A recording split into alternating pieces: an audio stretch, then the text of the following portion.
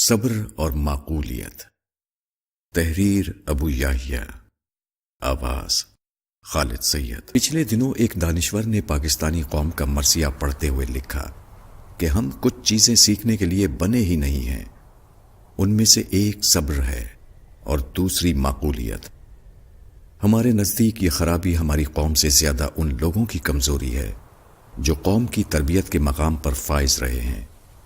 ہمارا المیہ ہے کہ ہماری قوم کو اشروں سے اس بات کی تعلیم دی ہی نہیں گئی کہ صبر کیا ہوتا ہے اور معقولیت کس چیز کا نام ہے. اس کے برعکس ہمارے ہاں جذباتی انداز فکر کو پروان چڑھایا گیا ہے، جبکہ صبر اور معقولیت ہی وہ راستے ہیں جو دنیا و آخرت میں کامیابی کے ضامن ہیں. صبر اور معقولیت کے حق میں سب سے بڑی دلیل یہ ہے کہ قرآن مجید ان دونوں کی تلقین سے بھرا ہوا ہے.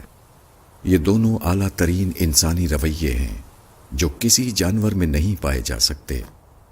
یہ دو چیزیں اتنی بڑی ہیں جن کو جاننے کے بعد کوئی سچا مسلمان اور باشعور انسان ان چیزوں کا دامن ہاتھ سے نہیں جانے دے سکتا. پھر اپنی ذات میں بھی یہ اعلیٰ ترین اوصاف ہیں. صبر بزدلی کا نہیں بلکہ حقیقت پسندی کا نام ہے. یہ اپنی کمزوری کو جان کر خارج میں کوئی اقدام کرنے کے بجائے اس کمزوری کو دور کرنے کا نام ہے.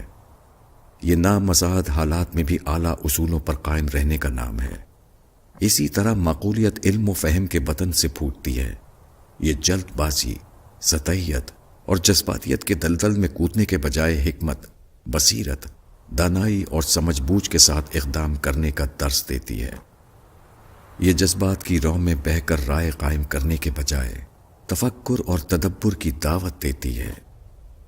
اگر ہمیں اپنی انفرادی اور اجتماعی زندگی کو ترقی کی راہ پر ڈالنا ہے تو صبر اور معقولیت کی تلقین کرنے والوں کی بات سننا ہوگی.